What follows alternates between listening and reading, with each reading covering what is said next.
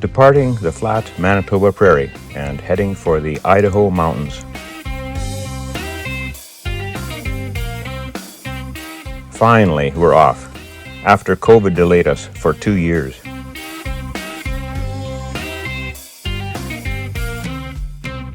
Our first stop is at the International Peace Gardens on the Canada-US border to report to Customs.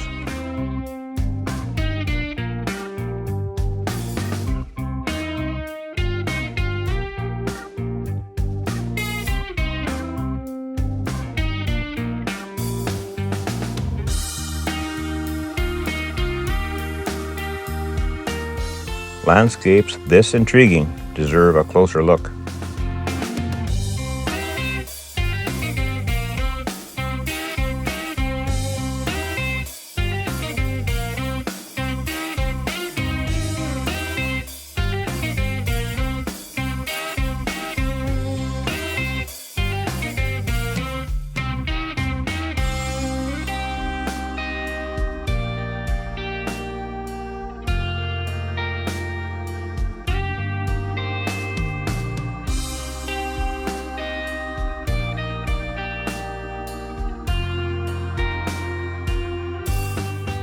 After just over 4 hours of flying, we stopped near Cowley, Wyoming for our first night. This quaint little airport had so much character and the best stocked pilot's lounge you'll ever find.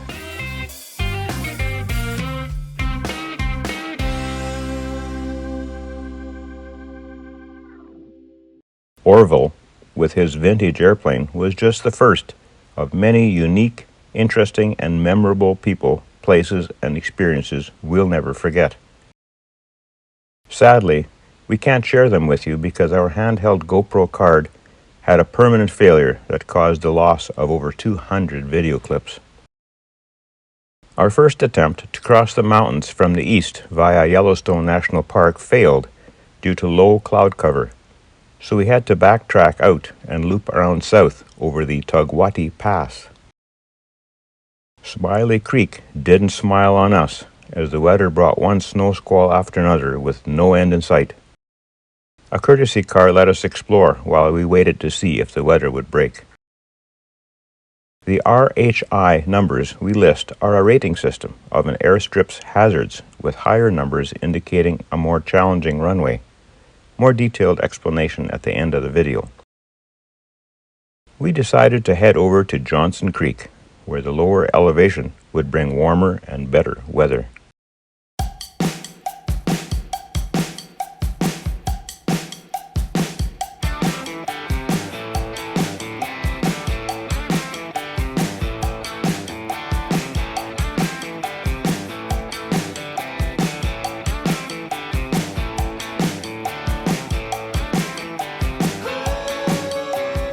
Landing on runway 35.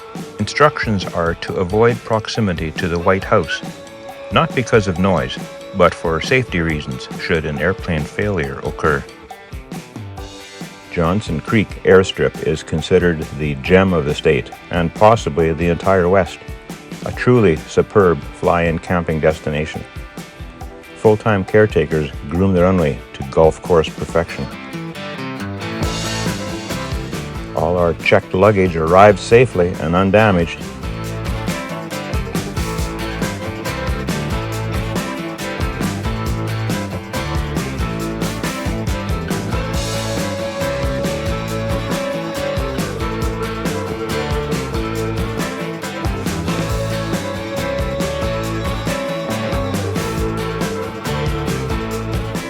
Convenient campsites were right beside the airstrip, and split firewood was plentiful for a very reasonable fee.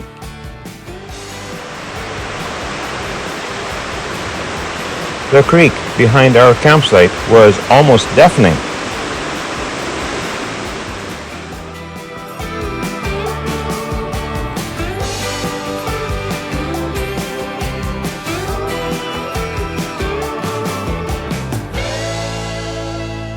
Potable water couldn't be any closer.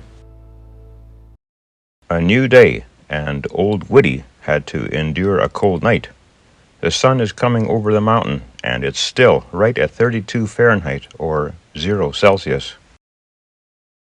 Frost on the Bearhawk had us move the plane across the runway into the sunshine. Originally, we'd planned to overnight at a different airstrip each day, but Johnson Creek, with its many amenities, had us return after each day's outing.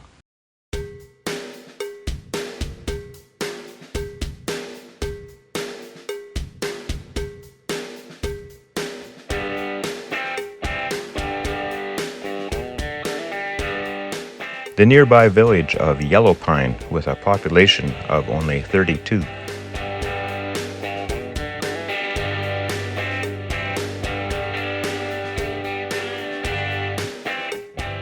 We climb, gaining enough altitude to clear the mountains on our way to Upper Loon Creek.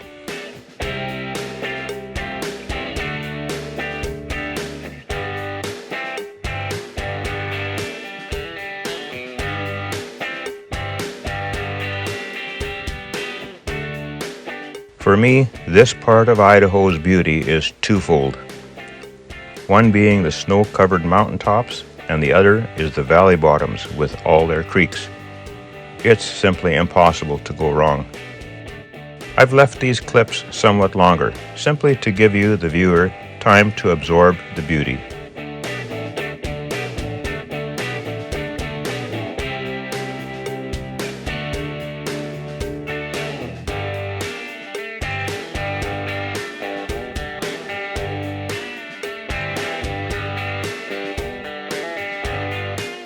Here, we fly past Indian Creek and Pistol Creek Ranch on our way to Upper Loon Creek. Yikes, our first look at Upper Loon, and we've got some serious altitude to lose.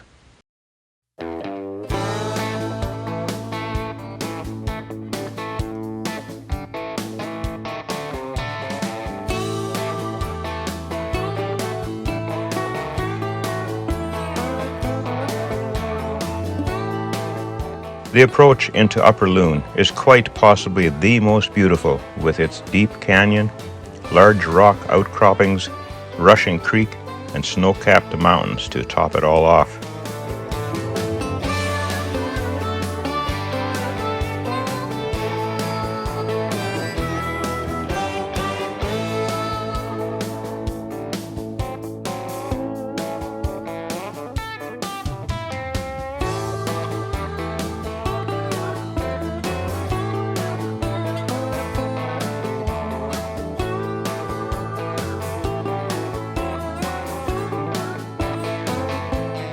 A quick check for the direction of water flow ensures we're heading upstream, and therefore confirms an expected uphill landing.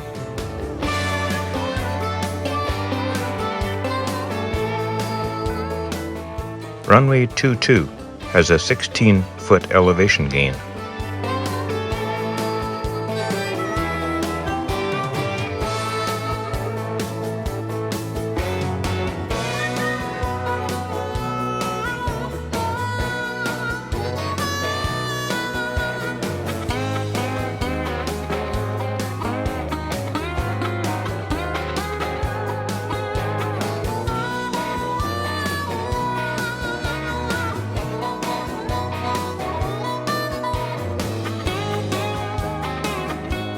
Every place we stop, the people are welcoming and friendly.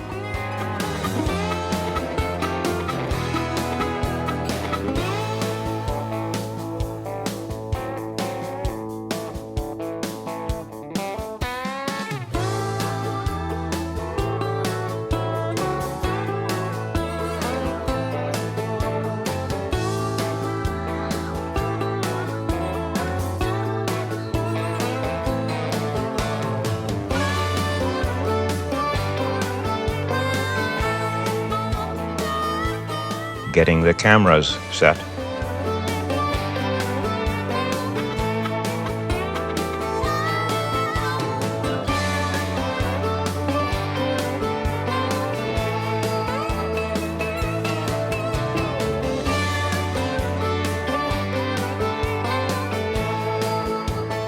Our approach into Lower Loon Creek airstrip. Another beautiful Idaho setting.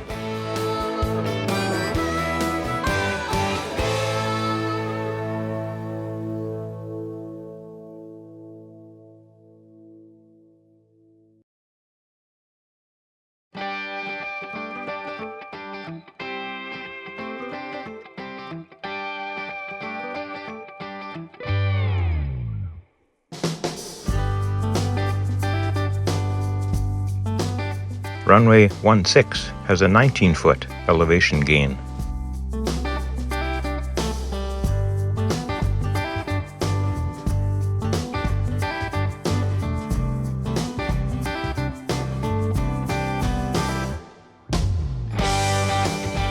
Here, we enjoyed a great visit with cowboy outfitter and guide Tim Hulls, and even purchased some refreshing ice cream.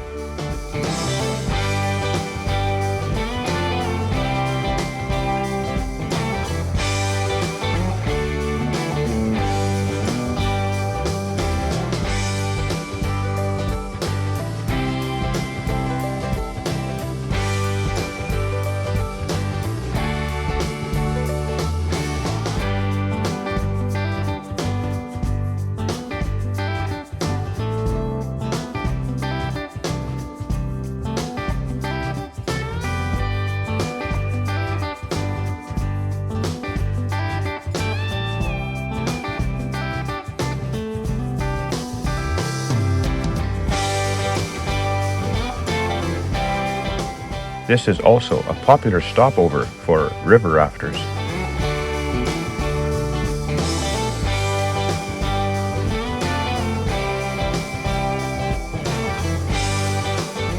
We fly over Mahoney Creek airstrip on the right, across the creek from Cougar Ranch airstrip on the left.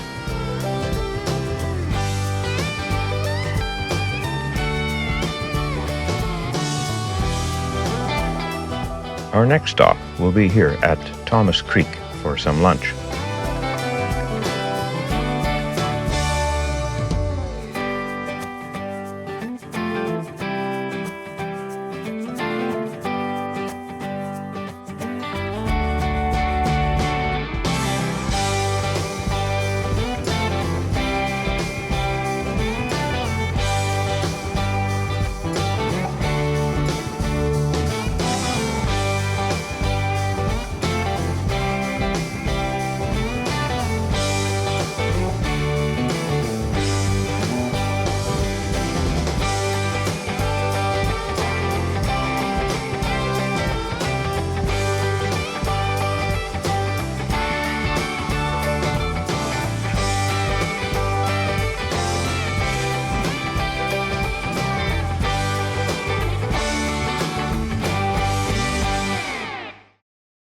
Runway 21 has a 16-foot elevation gain.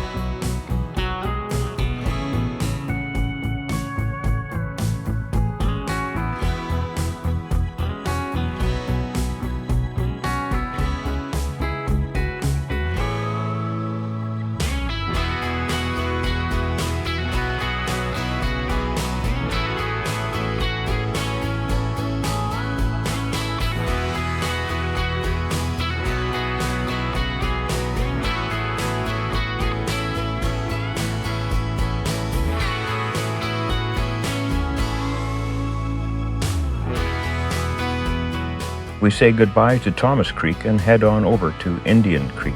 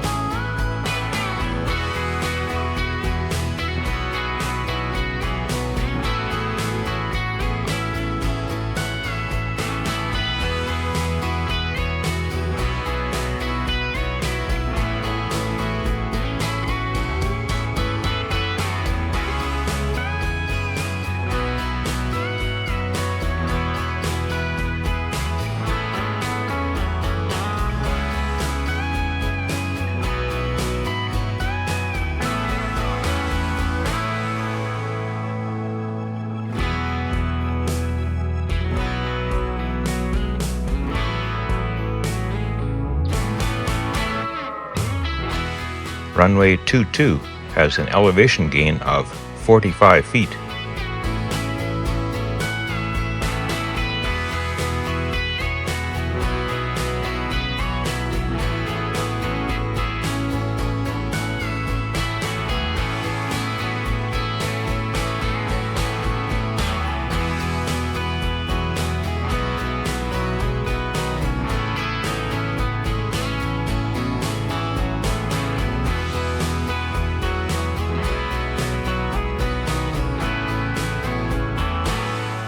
This is a popular spot for its high-quality whitewater rafting.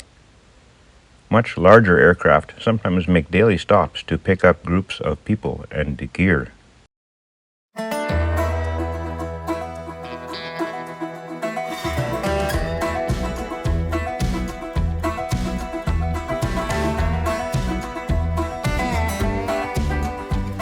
On our way back to home base at Johnson Creek.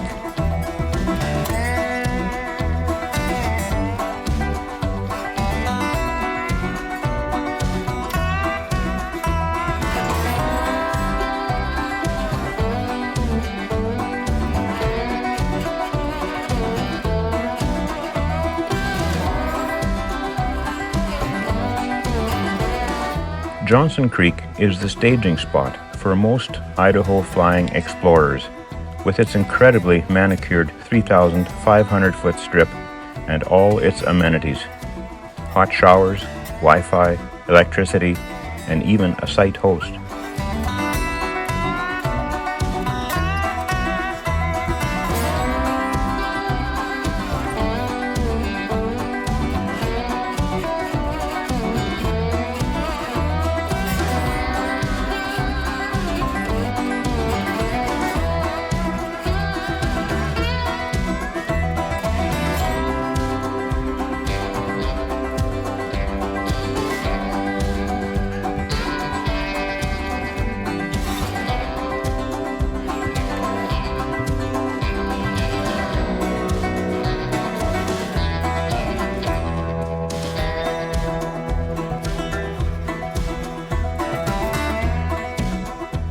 The creeks rushing with ice-cold snowmelt waters are a real boon for river rafters.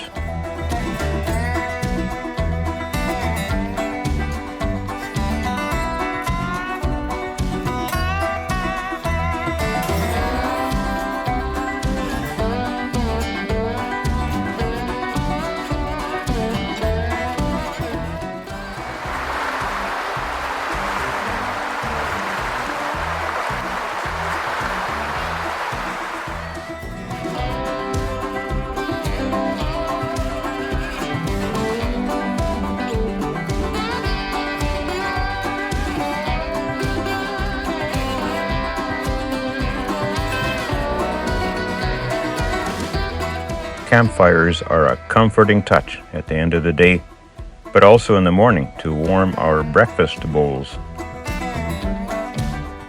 With the frost melted off the airplane, we're off to explore again.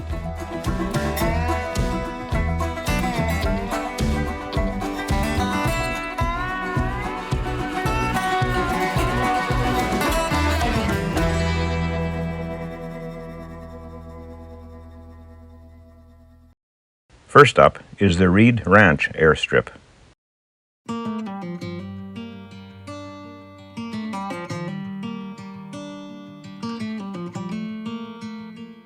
Runway 16 is pretty much flat.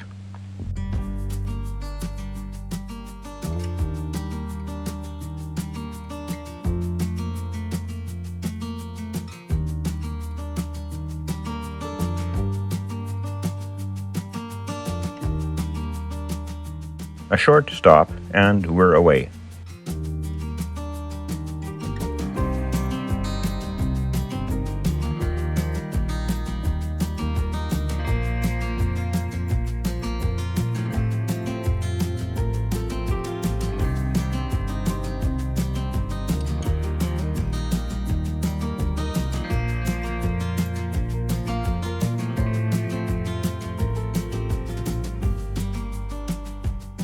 Next up is Krassel, an active Forest Service location which maintains a helitack crew for fire suppression.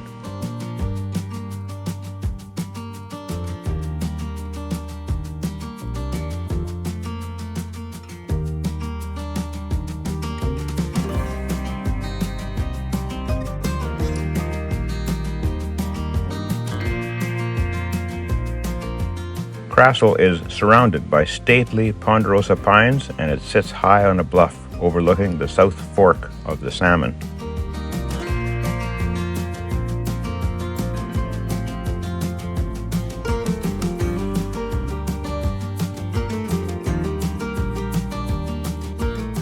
The ends of the runway drop off sharply over the swirling waters below, a truly beautiful location. Runway 17 has no mentionable elevation gain.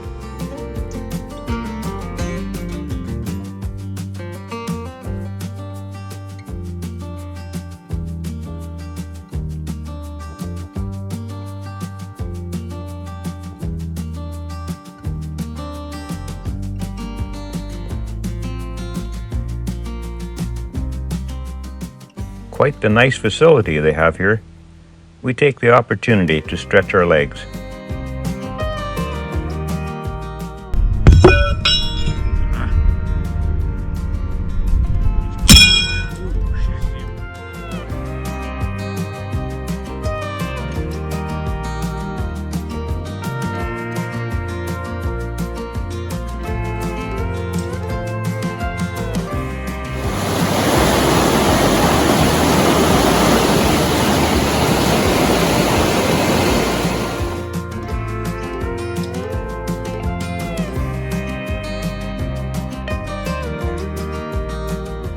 On with our day, more sights to see.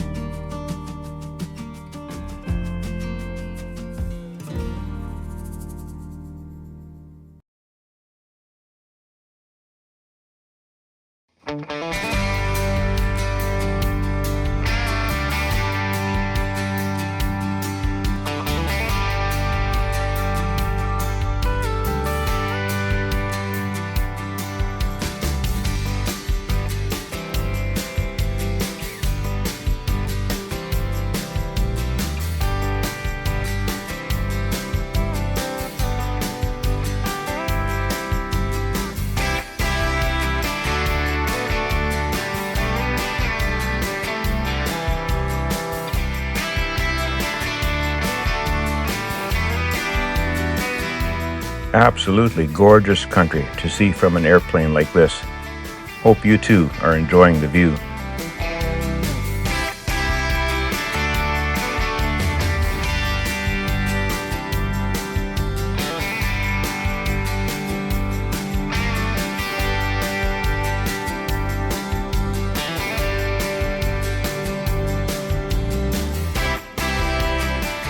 Big Creek, another beautiful airstrip that sits high in the upper basin of Big Creek, a major tributary of the middle fork of the Salmon.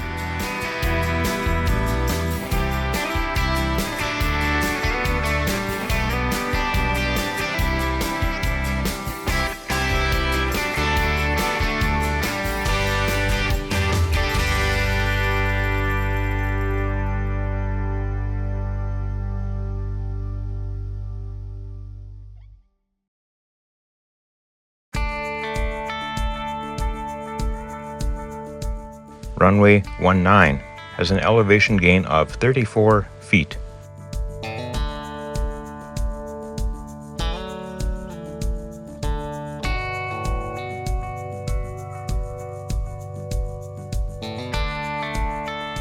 Mountains reaching above 9,000 feet provide a beautiful view from both the airstrip and Big Creek Lodge, situated at the south end of the strip.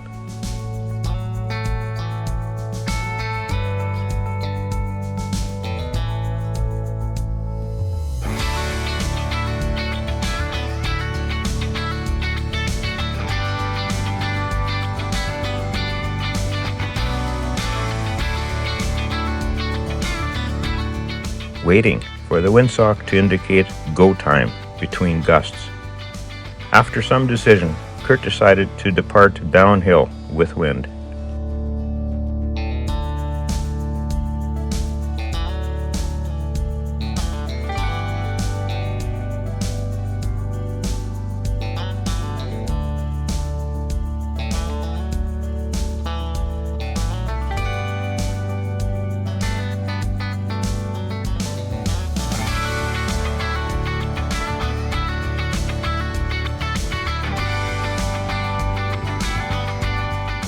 Head back to Johnson Creek.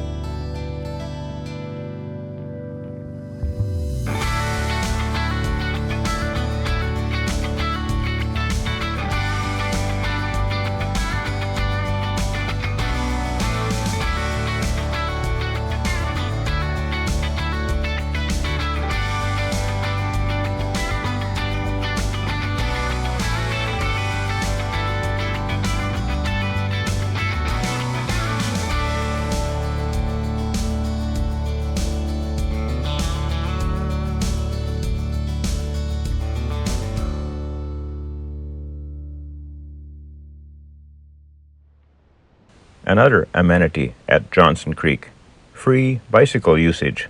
So we go for a tour. Gonna have to. Oh!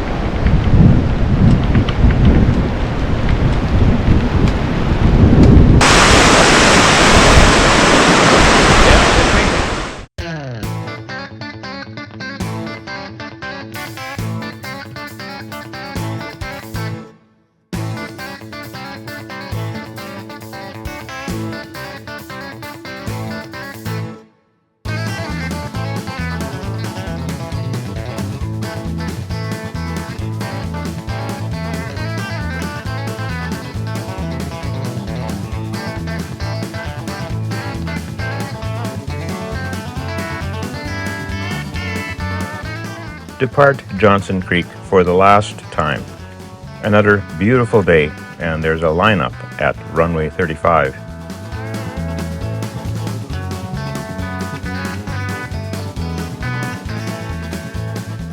Crossing some more mountains on our way west to McCall for fuel.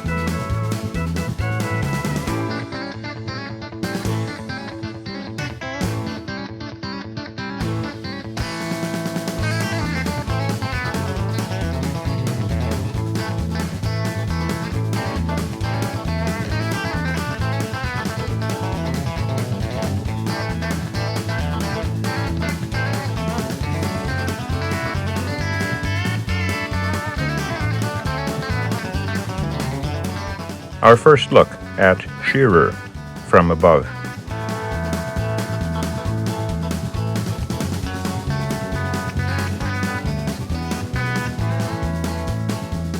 Overfly Selway Lodge, a private airstrip.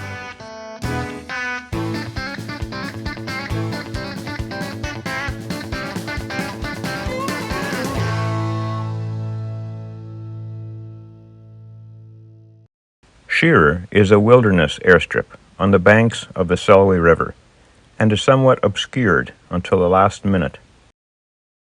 The approach end of runway 18 is rough terrain, so don't land short.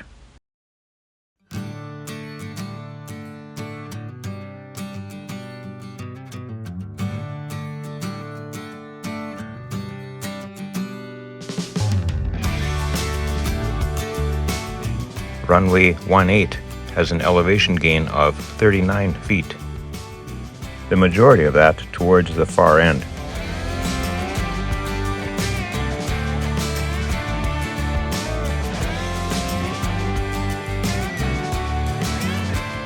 Here, we just turn around and take off again.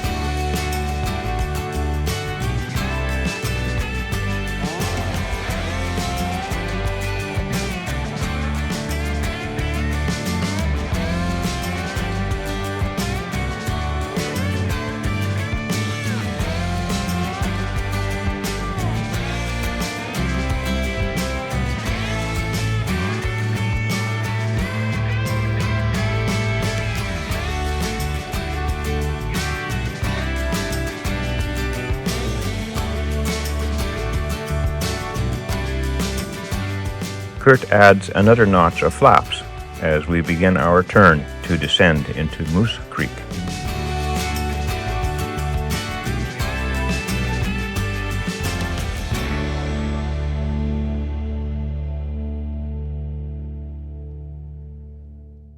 This well-maintained airstrip lies at the confluence of the Selway River and Moose Creek.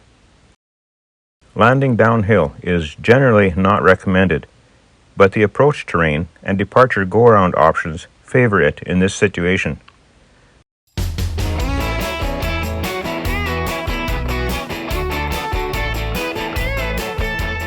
Runway 19 has an elevation drop of 45 feet.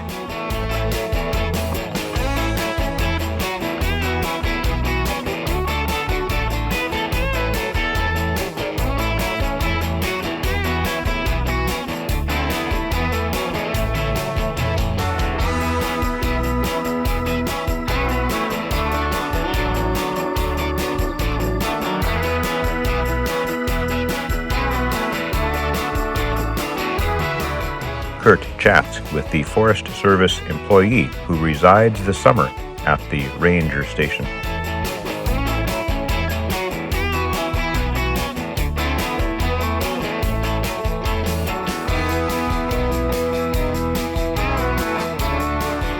My wife likes ferns, okay?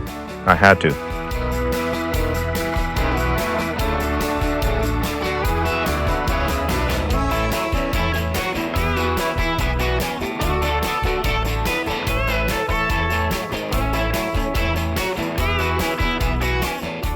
Up, up, and away. Tons of runway length here.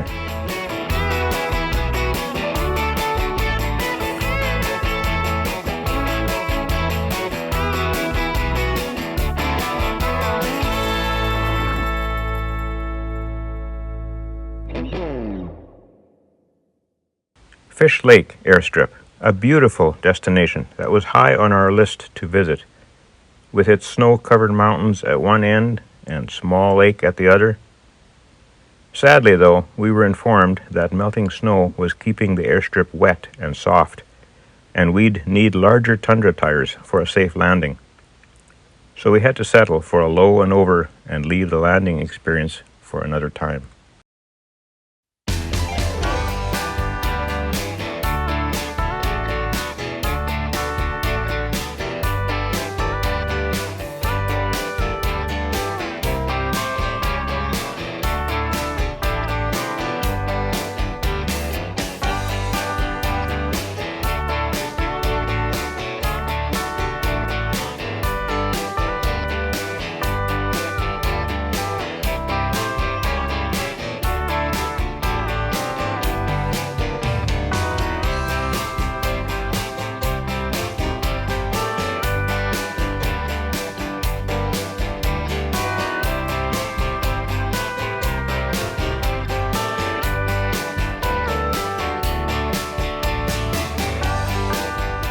Cayuse Creek Airstrip.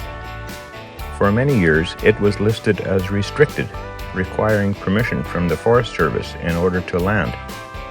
But in 2011, that designation was changed to wild. It has basic navigational aids, but is not regularly maintained. We found it rough, but very doable.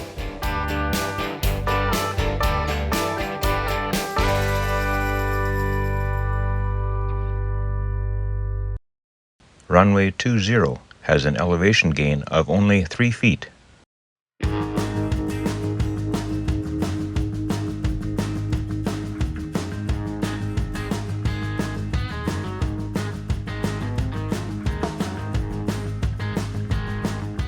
The rough surface jarred our tail Max 360 camera to the ground, but it wasn't damaged.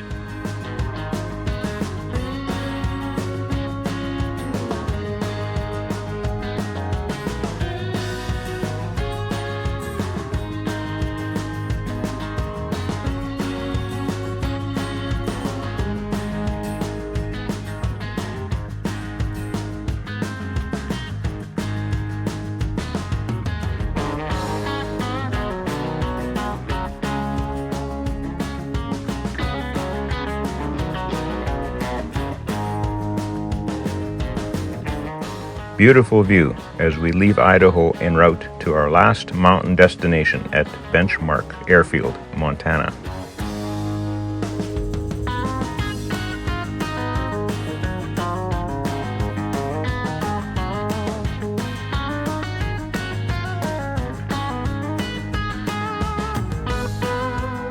Runway 12 is an unbelievable 6,000 feet long. Built in 1966, to provide enjoyment of national forest recreation and for administration of the national forest.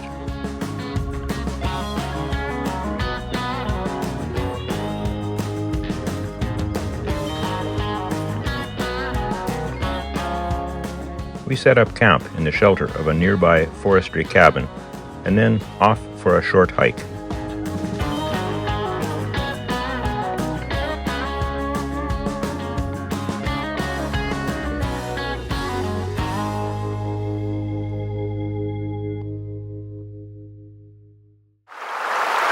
Kurt pretends the water isn't ice cold.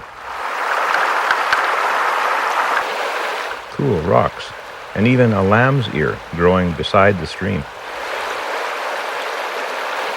A makeshift tripod to aid in capturing some video and photos.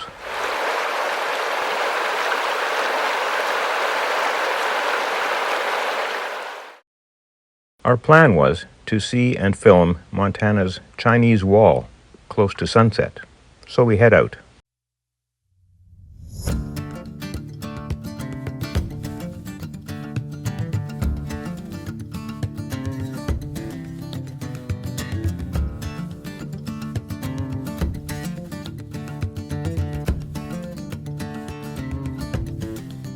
The Chinese Wall is a large escarpment which makes up part of the Continental Divide.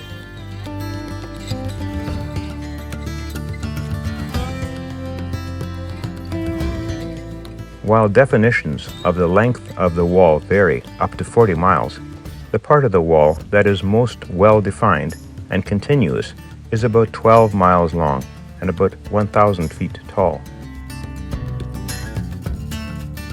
To see this massive geological structure at all, never mind from this close, is rare, as it's seen by few due to being so very remote. There is a hike available, but it's 40 miles long.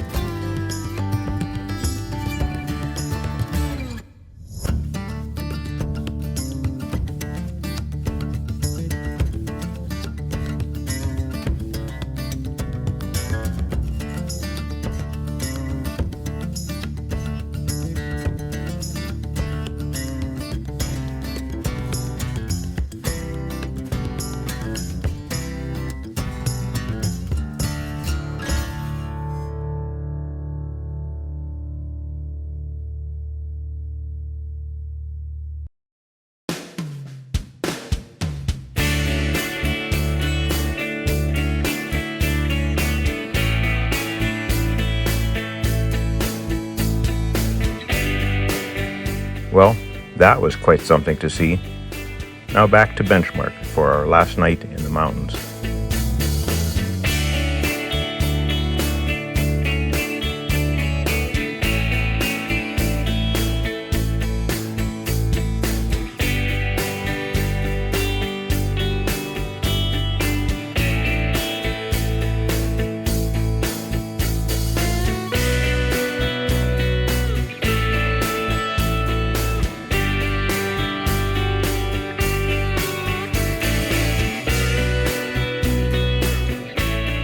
Enjoy a great chat with the Dooleys at their cabin.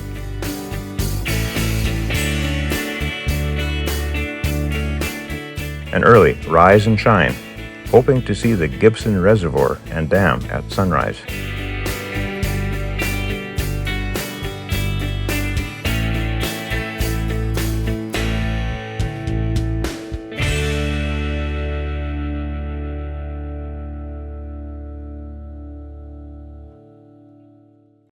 This dam holds back 99,000 acre-feet of water and took 3 years to complete, which is quite amazing considering it's a remote 23 miles from the nearest railroad.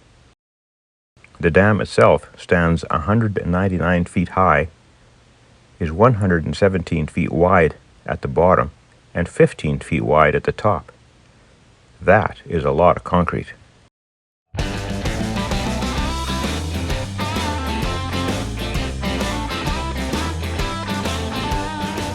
Exactly the sunrise we'd hoped for, and I'd say we timed it perfectly. If you absolutely have to go home, this is the way to leave.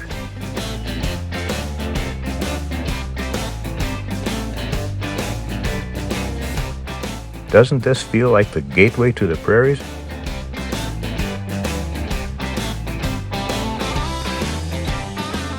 Okay, so this is so awesome. Let's try this again with a behind the airplane view and in fast forward.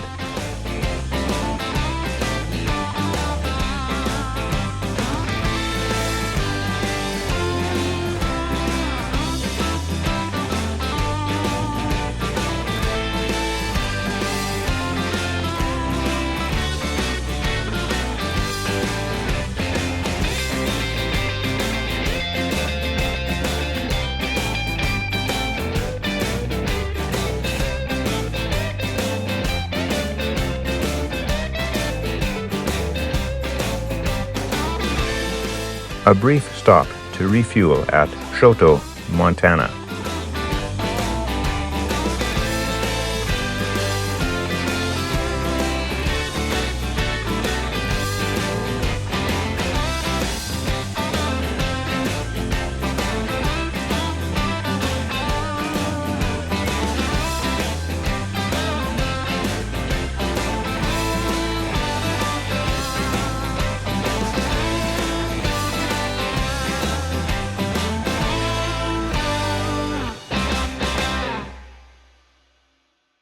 Green hills of northern central Montana.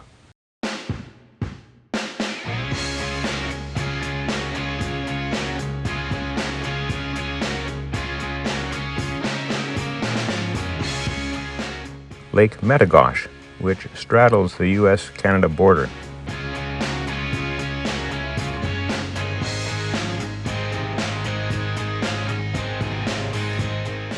Our hometown, Morden, Manitoba.